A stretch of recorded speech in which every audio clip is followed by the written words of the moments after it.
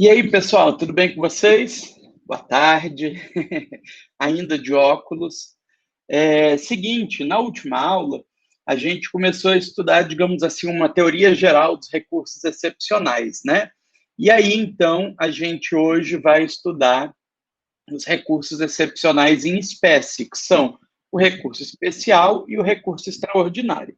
O primeiro deles, que é o recurso especial, é um recurso de competência do Superior Tribunal de Justiça. A gente já comentou na última aula que ele está previsto ali no artigo 105, inciso 3º da Constituição Federal, que traz essa atribuição, essa competência para o Superior Tribunal de Justiça, e comentei também que nenhuma lei ordinária poderia restringir ou ampliar as hipóteses de cabimento do RESP. Afinal de contas, a fixação de competência dos tribunais superiores só pode ocorrer por meio da Constituição Federal. Então, a gente comentava assim, olha, primeiro, além de todos aqueles requisitos gerais, além de todos esses requisitos dos recursos excepcionais, a gente tem também algumas peculiaridades do recurso especial. A primeira delas é que a decisão tem que ter sido proferida por tribunal. A gente já comentou que quando a Constituição Federal vai dizer do cabimento do recurso especial, ela fala para a gente expressamente que a decisão recorrida tem que ter sido proferida ou por um tribunal de justiça ou por um tribunal regional federal. Jamais vai ser cabível recurso especial contra qualquer decisão oriunda de outro órgão jurisdicional, inclusive turma recursal, tá, pessoal? Não cabe também contra decisão de juízo monocrático, ou seja, aquele juiz singular, né? Da mesma forma que também não cabe o recurso especial quando houver cabimento do agravo interno, como a gente já comentou também. Então, sempre que houver cabimento de qualquer recurso comum, seja uma apelação, seja um agravo interno, primeiro eu tenho que manejar esse recurso para depois interpor o recurso especial. Nesse sentido, dispõe aí para a gente a súmula 203 do STJ. Quando eu comento para vocês que não cabe recurso especial contra a decisão proferida pela turma recursal, eu quero que vocês entendam que essa não é a via adequada de se garantir a prevalência, né? Garantir a jurisdição, a jurisprudência, na verdade, do Superior Tribunal de Justiça. Quando a gente estiver falando de uma causa que tramite perante o juizado especial, a gente já sabe que contra a sentença não cabe apelação, cabe, na verdade, um recurso inominado, que está previsto ali no artigo 51 da Lei 9.099, de 95.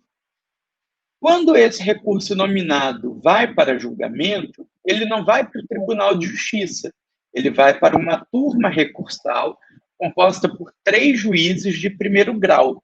Então, o segundo grau do juizado não é composto por desembargadores, ele é composto por juízes do próprio juizado especial. E aí, dentro desse microsistema do juizado especial, não é admitido o recurso especial. Por quê, pessoal? Porque é um procedimento muito mais célere e principalmente porque a Constituição Federal exige que a decisão objeto de recurso especial tenha sido proferida por tribunal, Tribunal de Justiça ou Tribunal Regional Federal. Então, o que vai acontecer é, se a turma recursal proferir uma decisão que contraria, por exemplo, a jurisprudência do STJ, vai ser cabível uma reclamação constitucional para garantir a jurisprudência do STJ.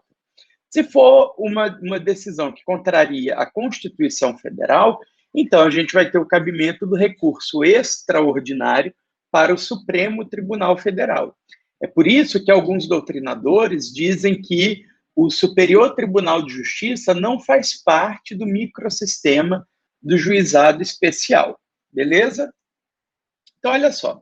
As hipóteses de cabimento a gente já conversou um pouquinho, que são a decisão que contrariar um tratado, e aí eu quero destacar para vocês que os tratados internacionais que versem sobre direitos humanos, e que tenham sido incorporados com eficácia de emenda constitucional, né, desde que tenham sido, portanto, aprovados por 3/5 do Congresso Nacional, em 2 turnos em cada uma das casas, conforme dispõe o artigo 5º, parágrafo 3º da Constituição Federal. Esses tratados internacionais incorporam o nosso ordenamento jurídico como se fosse uma emenda constitucional.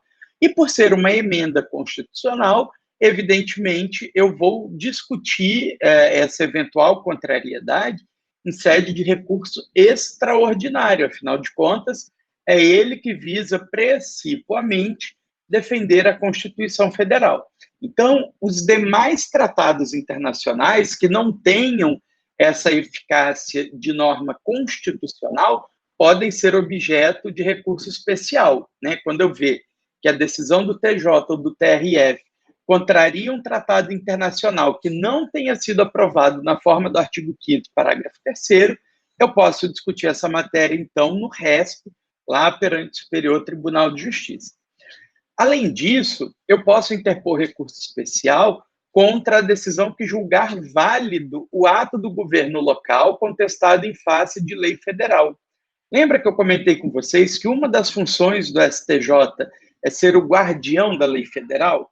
E por ele ser o guardião da lei federal, é ele que vai dizer quem deve prevalecer, se realmente é a lei local, o ato normativo local, ou se é o ato normativo federal. Notem que só vai ser cabível o recurso especial se a lei local for considerada válida. Se, por exemplo, eu discuto uma divergência entre lei estadual e lei federal, e o Tribunal de Justiça entende que prevalece a lei federal, então não cabe recurso especial. Só será cabível, nesse caso, se eu estiver falando de uma decisão que deixou sobrevaler a lei local em detrimento da lei federal, beleza? Então, afastou a aplicação da lei federal para aplicar uma lei estadual ou municipal. Aí cabe, então, recurso especial. E, por fim, a gente tem a hipótese da linha C, que é a hipótese que a gente chama de dissídio jurisprudencial, que é cabível, então, recurso especial contra a decisão que dá à lei federal interpretação diversa da que haja atribuído outro tribunal. Nesse caso, pessoal, a gente tem alguns requisitos ainda mais específicos, né? Quando o recurso especial tiver como base um dissídio jurisprudencial, é imprescindível demonstrar esse dissídio jurisprudencial. Nesse sentido, é a súmula 13 do Superior Tribunal de Justiça. O que é demonstrar esse dissídio jurisprudencial? Eu tenho que fazer um cotejo, uma análise, né? O STJ diz assim, olha, é imprescindível um cotejo analítico entre o paradigma e a decisão recorrida. O que isso quer dizer? Eu tenho que pegar aquela decisão que foi proferida anteriormente e fazer uma análise bem detalhada com a decisão que eu estou recorrendo e demonstrando de que forma essas duas decisões se chocam. Isso é fazer a demonstração do dissídio jurisprudencial. A súmula 83, por sua vez, vai dizer para a gente assim, olha, não cabe dissídio jurisprudencial quando o STJ já se manifestou em consonância com a decisão recorrida. Exemplo, o STJ proferiu uma decisão no sentido X. O Rio de Janeiro proferiu uma decisão no sentido Y. Rondônia proferiu uma decisão no sentido X. Posso interpor recurso especial utilizando a decisão do Rio como paradigma? Não, não posso. Por quê? Porque esse meu paradigma é contrária à decisão do Superior Tribunal de Justiça. Significa que a decisão de Rondônia no sentido X segue a orientação do STJ, que também foi no sentido X. Então, nesse caso, ainda que eu tenha uma outra decisão divergente em outro tribunal de justiça, ela não vai servir de paradigma, porque o STJ já bateu o martelo e aquela decisão do Rio de Janeiro é uma decisão contrária ao STJ. Se ela teve recurso ou não, é problema de quem foi parte lá no Rio de Janeiro. O que importa hoje aqui em Rondônia é que o TJ decidiu de acordo com o STJ. Então, eu não vou poder mais discutir utilizando o paradigma do Rio de Janeiro. Outra questão muito importante quando se trata de dissídio jurisprudencial é que o acórdão paradigma tem que ter sido lavrado em última instância ordinária. Quer dizer, não cabe uma decisão monocrática, por exemplo, servir de paradigma.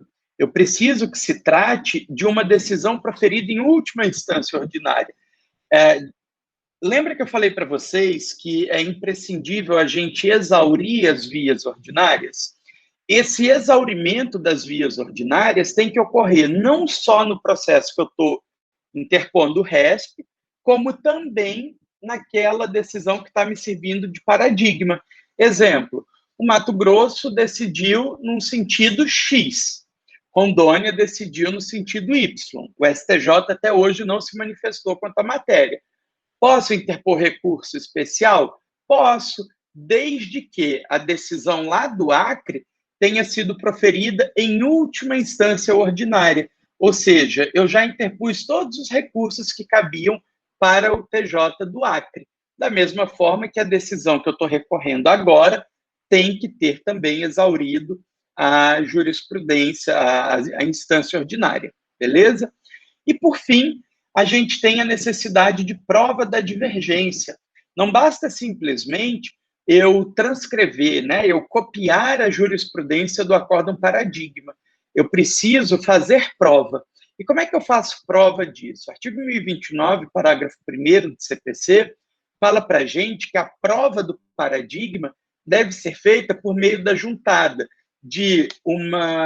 do repositório oficial de jurisprudência, até mesmo aquele inteiro teor que a gente pega na internet pode ser utilizado. Beleza? O importante é que haja prova da íntegra.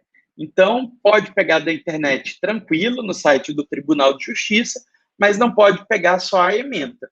Tem que pegar o inteiro teor do acórdão, que a gente já sabe que é composto da ementa, do acórdão, do voto e do relatório. Beleza? Então, feito isso, eu tenho prova da divergência.